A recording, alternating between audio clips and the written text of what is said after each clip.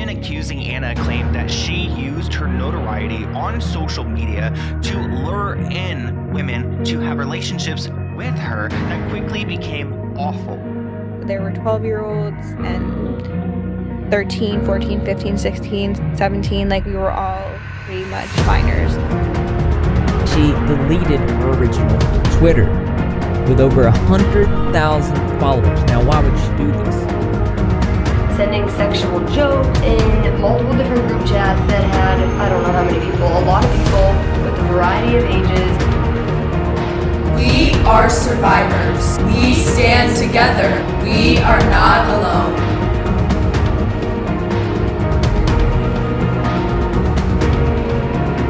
It made us all feel very special, you know, like she's taking time out of her day to just spend time with us, like we were the special viewers, you know?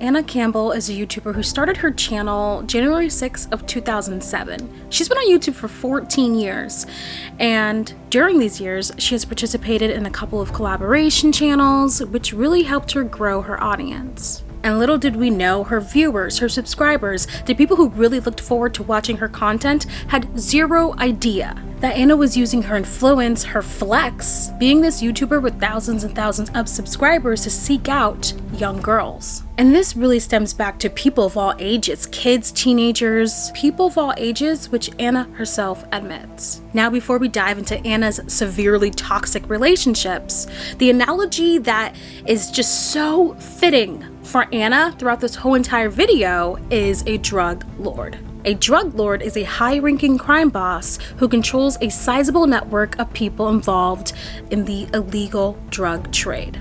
Think about it, just even a drug dealer alone, their job is to build up trusted clients to create a supply and demand dynamic, and will do a lot to be your friend in order to get the sale.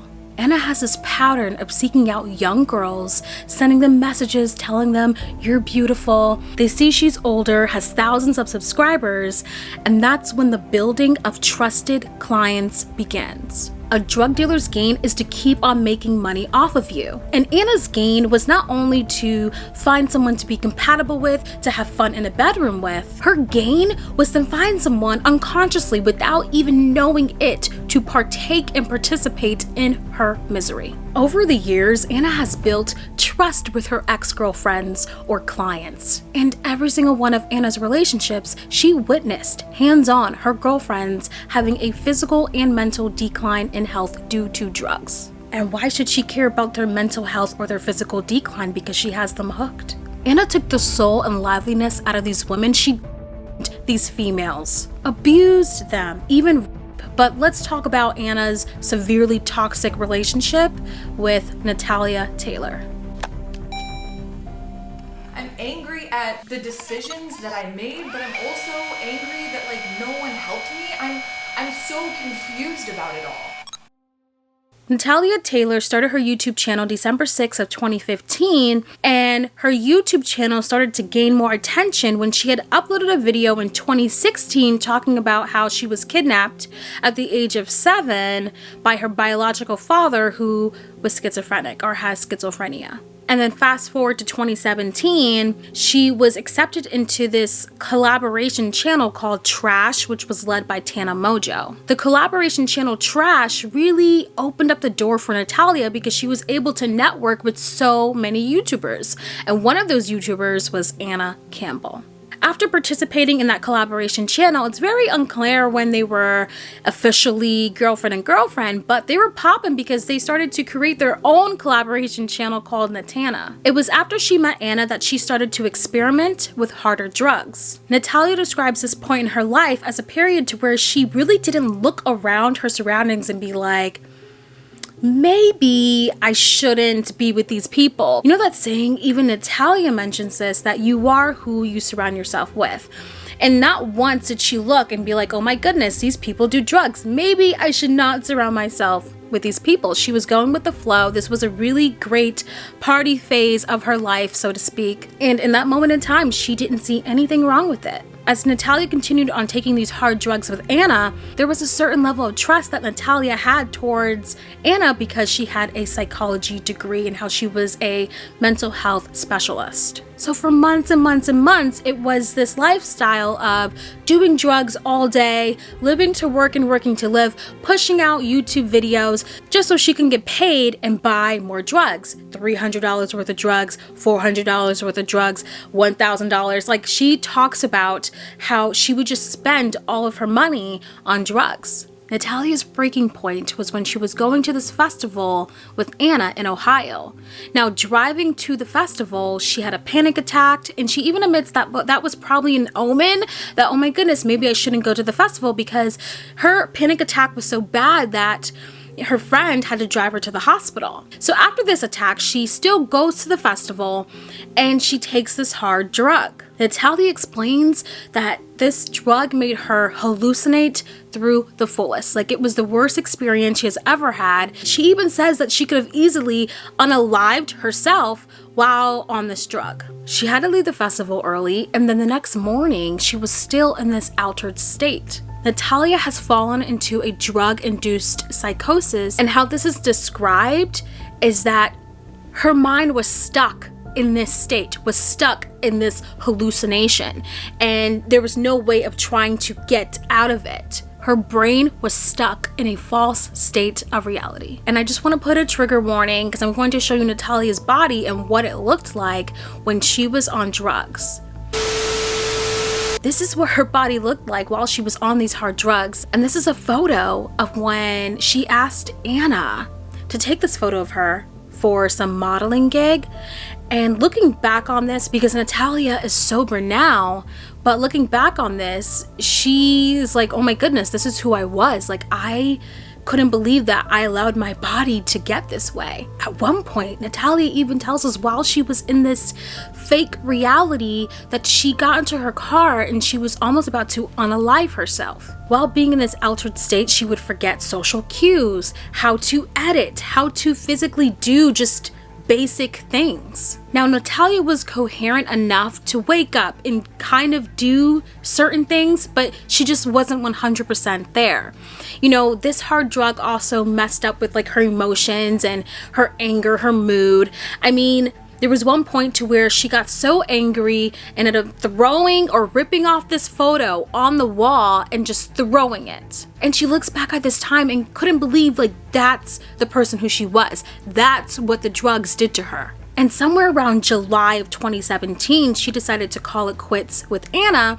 And she didn't go to the internet right away to really talk about the reason for the breakup, because she was still in this psychosis. She was still in this altered state, and she just wasn't 100% there to really share to the world why she decided to end things with Anna. Now, July 27th of 2017, Anna made a video basically talking about the breakup, and everyone came for Natalya. As a response, Natalya uploaded a video titled "Watch Me," and Natalya, she definitely regrets that whole entire video. She looked, I guess a lot of people said, out of her mind, and she explains it's because she fully just wasn't 100% herself, because she really needed help and no one was giving it to her. Luckily though, Natalya says that someone intervened and actually told her it would be in your best interest if you just stayed offline and really get the help that you need, and that's what Natalya did. She was offline for a whole entire year. Now, I've talked about Natalya's story, but there's two things to focus on here. One, Natalya, she takes accountability, responsibility for the actions that she did. It is her choice. It was her choice to pick up those drugs and to put them in her mouth. It was her choice and only her to do those things, and Natalya owns that. The second thing to really look at is Anna. You know, many people argue, well, Anna claims that she was an addict herself, so it'd be like the blind leading the blind, so to speak, right? However, I think Anna would get a huge pass on this relationship, you know, because how could Anna be responsible if she was an addict herself, if she needed help too, right? Guys, people would be more willing to sympathize with Anna if there wasn't this pattern that illustrates to us that Anna knew exactly what she was doing. prior to Natalya breaking up with Anna, it took her a long time to see, like, whoa, Anna was the problem, because when Anna came into her life, Natalya thought this was the beginning of a new relationship, a girlfriend, but little did she know she was Anna's next client, Anna's next target. Anna was on the move to find someone that she can share her misery with. And we all know, because Anna has come out and talked about her mental health struggles. But the disgusting thing about Anna is that she didn't just find someone to share her misery with. She witnessed their physical and mental decline and relished it. She wanted and needed them to come back to her, which brings me to Taylor Lynn. Her next target, her next client, her next consumer. Anna does not care who she hurts as long as she is benefiting from something else or someone else. She cares about herself. Taylor Lynn is a YouTuber who started her channel September 26th of 2015. March 29th of 2017, Taylor Lynn recalls that being basically the first interaction with Anna Campbell. And Anna sent her something saying how she's beautiful.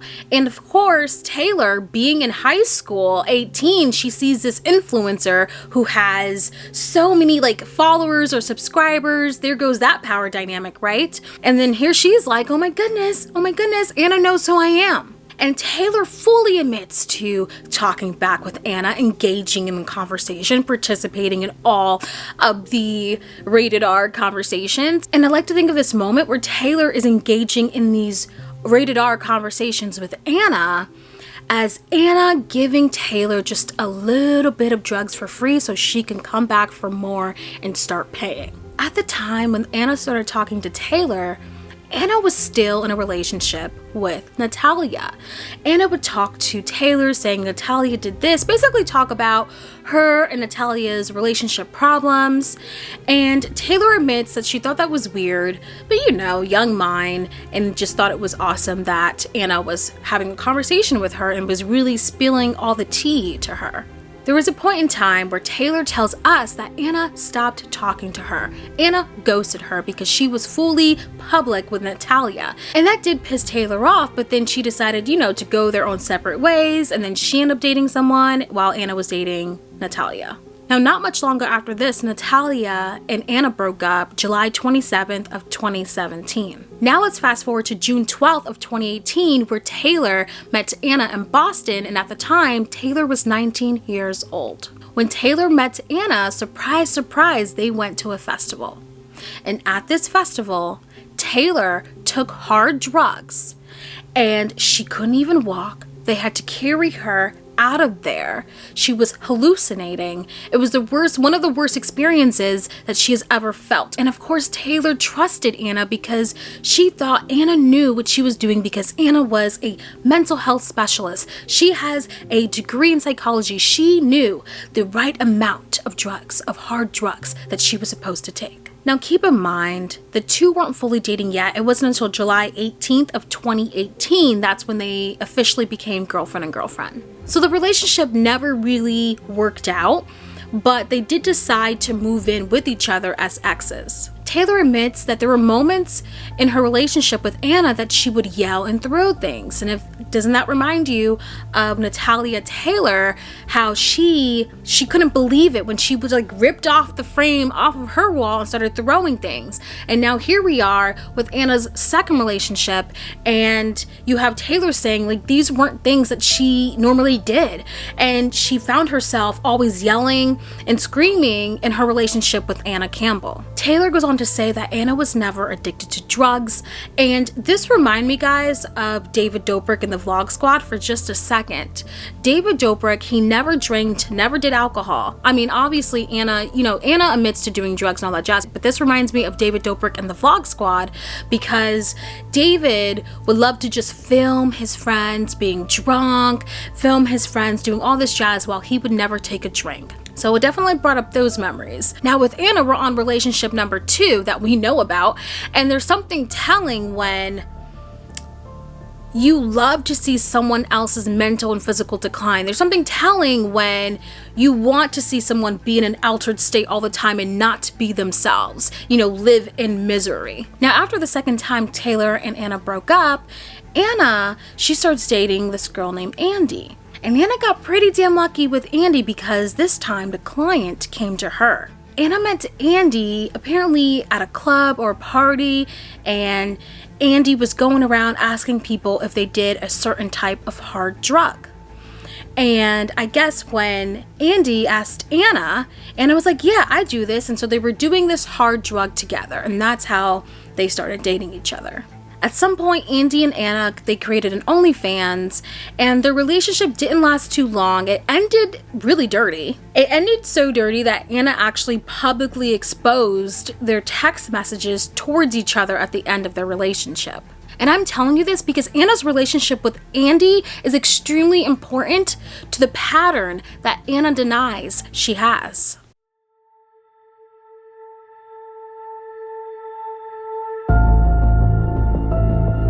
At the end of Anna's relationship with Andie, it got so dirty, and when she displayed these text messages for everyone out here in these streets to see, she wrote, towards the end of her message, lay off the coke, it was never a good look. So right then and there, you can tell that she's using someone's drug addiction, she's using someone's drug to really get back at them, to bully them, to make them feel horrible about themselves.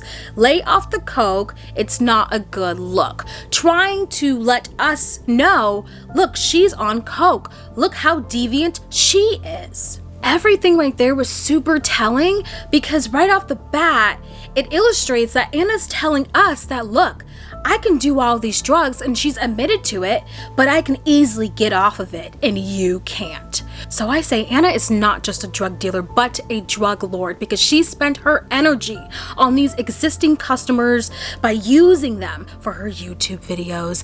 And Anna loves to talk about the money that she paid Andie after their breakup from their OnlyFans.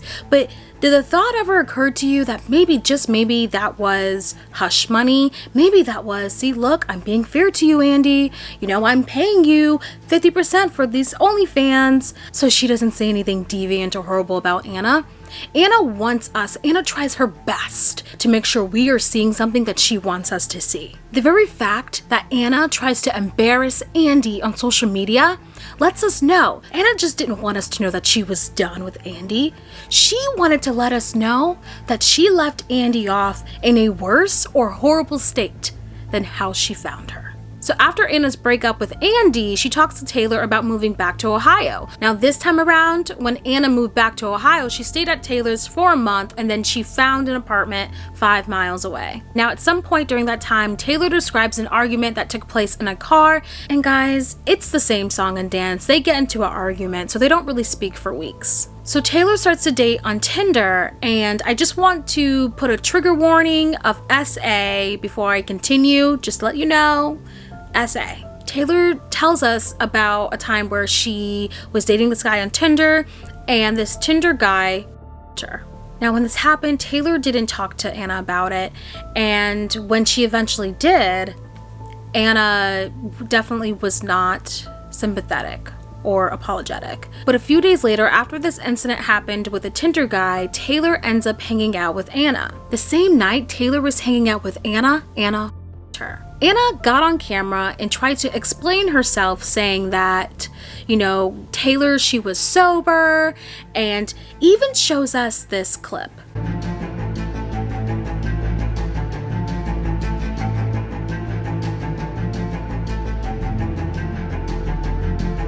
So then after watching Anna's video, because you have to believe, for me sitting here watching all of these videos, and Taylor's video alone, guys, is 2 hours and 40 minutes long.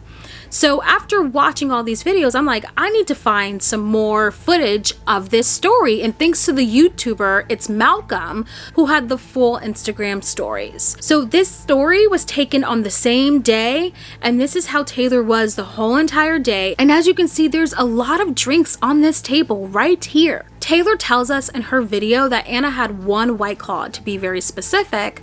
But as you can see right here, there were so many drinks going on, so I thought it was strange that Anna only showed us the one clip of Taylor dancing to the Jonas Brothers. And if we're being real, Anna tried to show us that clip to really illustrate that Taylor was sober.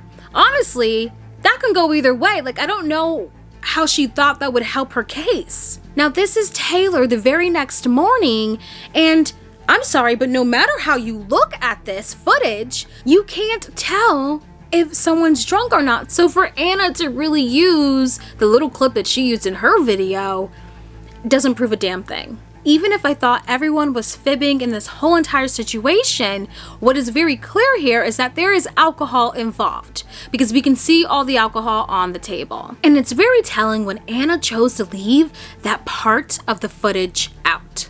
Now, at some point, Anna's going through, honestly, the same allegations she's going through right now, the allegations, and Anna self-harm herself and tells Taylor that she's the reason why she's self-harming herself.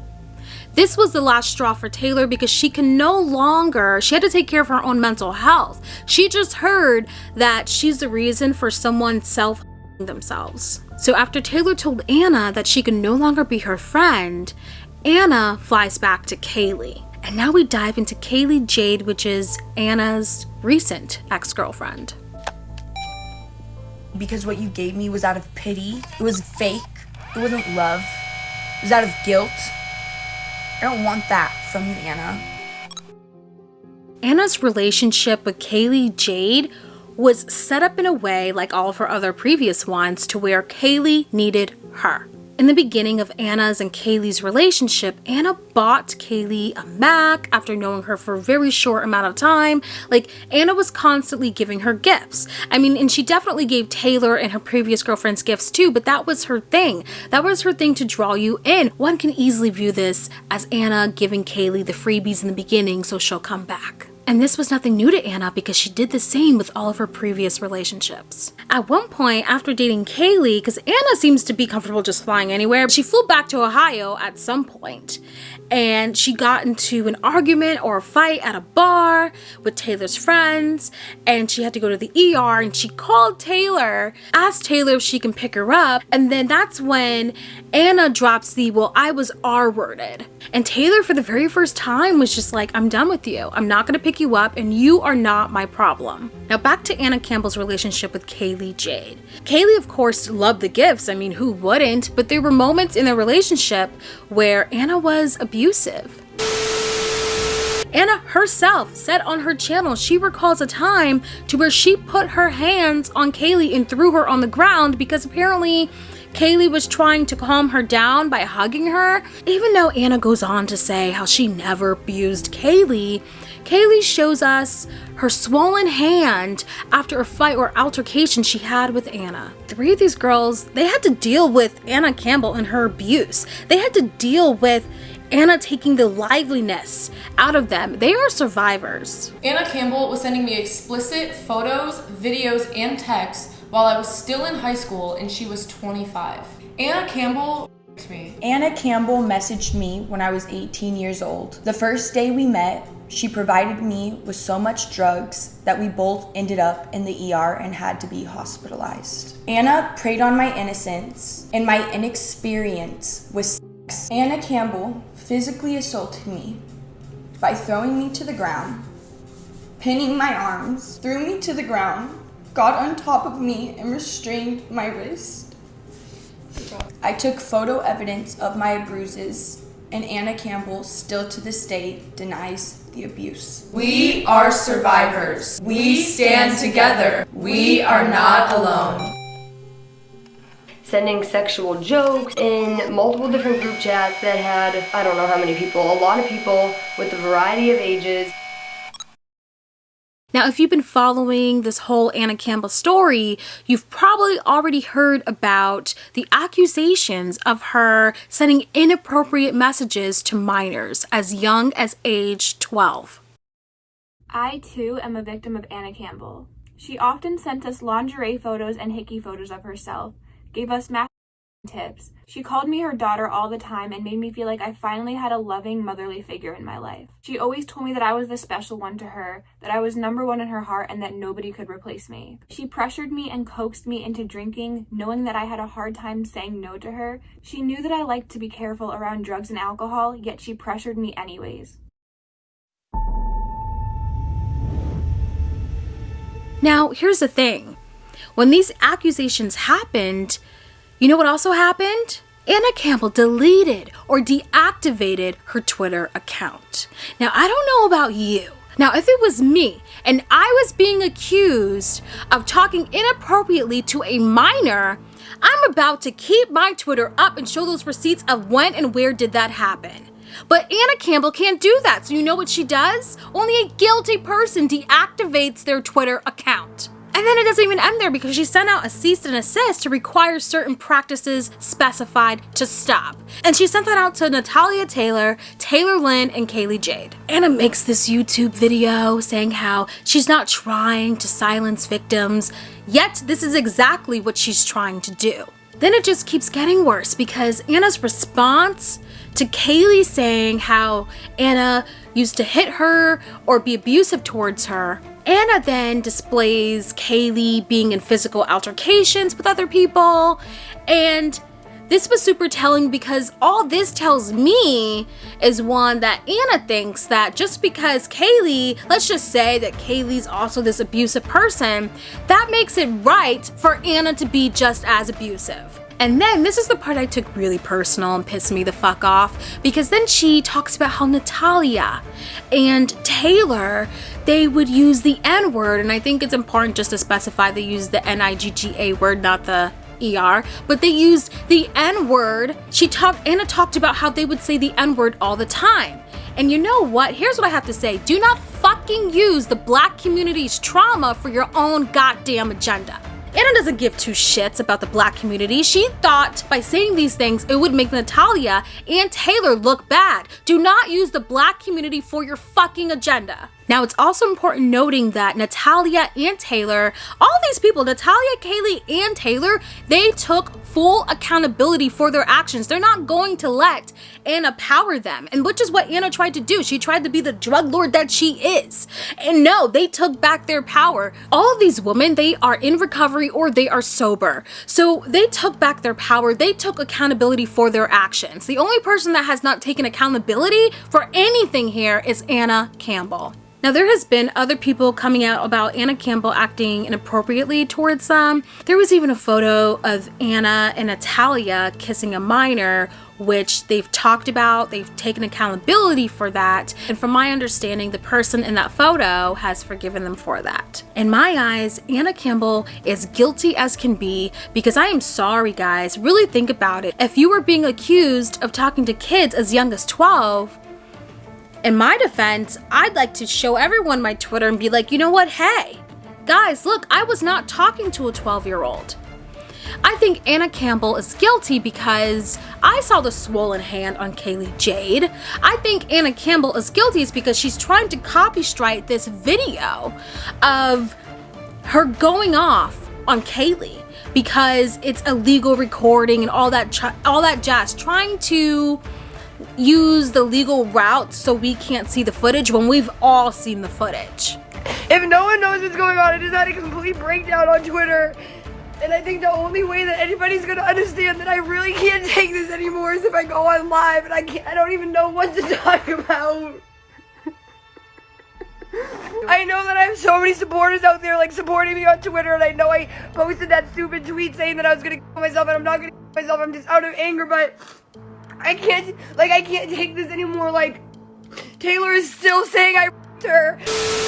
You called my mom, and you told my mom that I raped you. You told my dad that I raped you. You told hundreds of thousands of people that I raped you because we had drunk. Were you more drunk than me? Yes, you were. We dated for 2.5 fucking years. Have we never had drunk before? Have you never me drunk? Did you me because I was drunk? She loves to get on camera, cry to us either in an Instagram live. She loves to be relatable with us and let us know, guys, I know what you're thinking, but this is really why I did what I did. Look, at the end of the day, Anna's mental health is just as important as her physical health, okay? I am not disputing that whatsoever.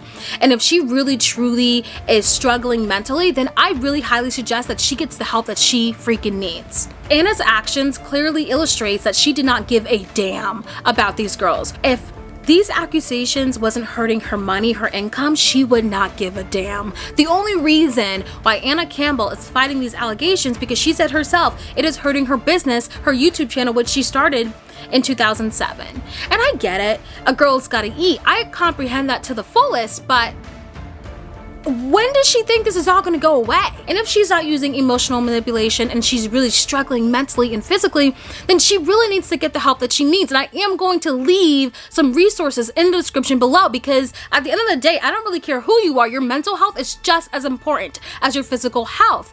But after she gets that care, after she gets the help that she needs, then she needs to give a damn.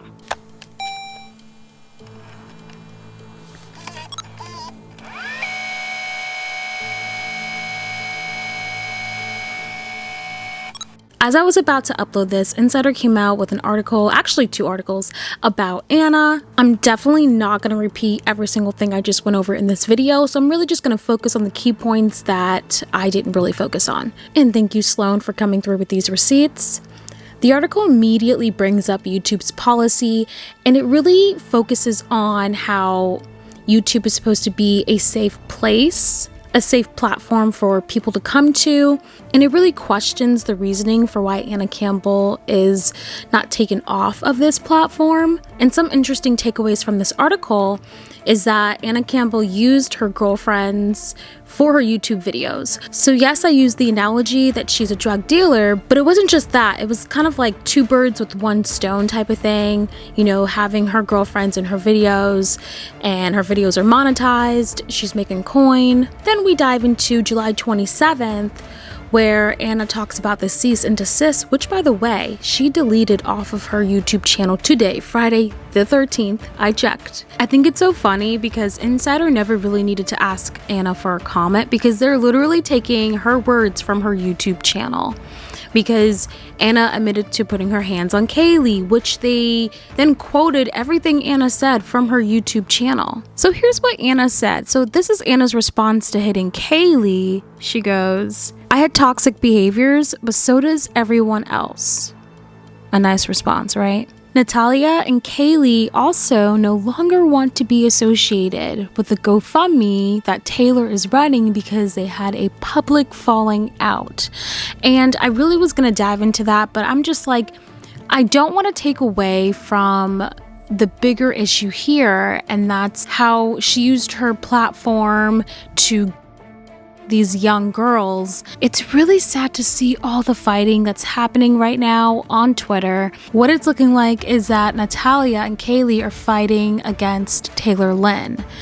It's really sad to see, but I do know right now Maddie and Natalya and Kaylee are in Boston to see if they can pursue charges. And there was one thing I also wanted to mention from this article, was that Kaylee recalls a time where they took 80 pills of a substance in 5 days. Mind you, all of these women took accountability for their actions. May of 2021, this year, Anna and Kaylee broke up. I've also shared Maddie's story in the video, and I wanted to add that she actually tipped Anna up to $4,000 until she was 18 years old. Anna would tell Maddie that, you know, if you're not on my side, I'm gonna sell myself. And Anna used a lot of manipulation to get Maddie to always be on her side. On June 20th, Anna posted up a video called Addressing Everything, which was supposed to be an apology to Kaylee.